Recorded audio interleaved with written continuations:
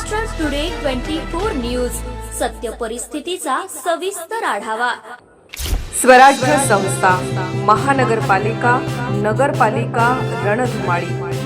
नेत्यांचं मत कोणाला, जनतेचा कौल कोणाला?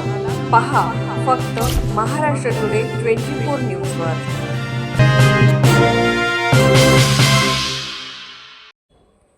गद्दाराचे भांडे फुटले, महायुतीच्या नेत्यावर त्याच्याच लोकांनी कुरघोडी केली। उद्धव ठाकरे नगरपंचायत आणि नगरपालिका निवडणुकीच्या रणधुमाळीत महायुतीच्या नेत्यांवर त्याच्याच लोकांनी धाडी टाकल्या। हेलिकॉप्टरमधून पैशाच्या बॅगा कशा नेत होते हे संपूर्ण राज्याने पाहिले आहे। आता या गद्दारांचा बुडबुडा फुटला असून त्यांच्यातच बाचाबाची सुरू झाली आहे। अशा शब्दात उद्धव बाळासाहेब ठाकरे पक्षाचे पक्षप्रमुख उद्धव ठाकरे यांनी महायुती सरकारवर थेट निशाणा साधला। शिवसेनेचे अस्सल भगवा झेंडा आपल्याला दिसायला हवा। भगव्यावर आता कोणतेही चिन्ह नको, फक्त छत्रपती शिवाजी महाराजांचा भगवाच आता दिसायला हवा, असे आवाहनही त्यांनी आज 3 डिसेंबर माध्यमांशी बोलताना केले। मागील 2-4 वर्षात आपण ज्या पेगासस स्पायवेअर बद्दल ऐकत होतो त्याचे नाव बदलून आता संचार साथी ठेवण्यात आले आहे। केंद्र सरकारने आपल्याच लोकांवर अविश्वास दाखवायला सुरुवात केली आहे। दहशतवाद्यांवर लक्ष ठेवण्याऐवजी ते सामान्य जनतेवर पाळत ठेवत आहेत, असा आरोपही त्यांनी केला।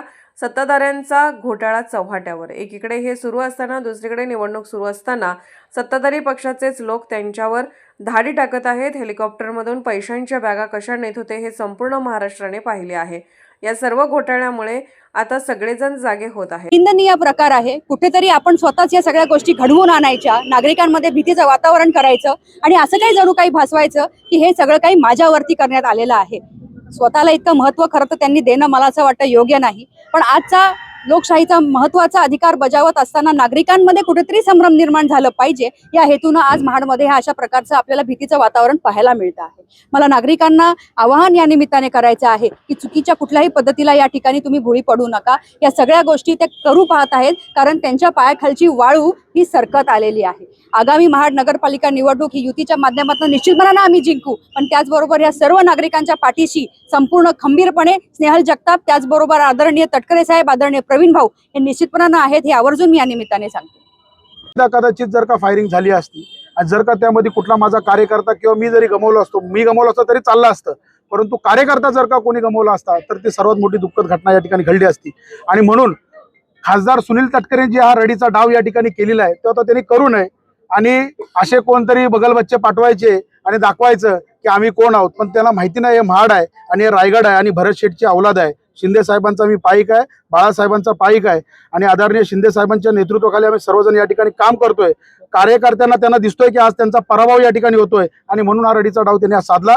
मी बंदूक या ठिकाणी पोलिसांकडे सुपूर्द केलेली आहे। आता पोलीस पुढील कारवाई या ठिकाणी करतायत। आपल्याला हवं असेल तर मागे ज्या काय माझ्या गाड्या उभ्या आहेत त्या गाड्यामध्ये तुम्ही जा, त्या गाड्या ज्या काय माझ्यावरती हल्ला करायला आल्या होत्या त्यामध्ये स्टंप, हॉकी स्टिक, बेस्टिक या सगळ्या आहेत, ते तुम्हाला दिसतील। थँक्यू।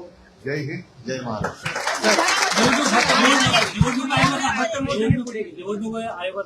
बघा, निवडणूक आयोग आणि न्यायालय याच्याबद्दल न बोललेलं बरं।